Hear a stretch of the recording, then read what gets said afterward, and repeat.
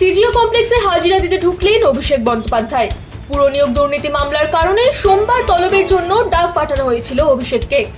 সেই কথা মতোই আজ ঠিক সময়েই হাজিরা দেন অভিষেক। সেখানে এখনো জিজ্ঞাসাবাদ চলছে বলেই খবর।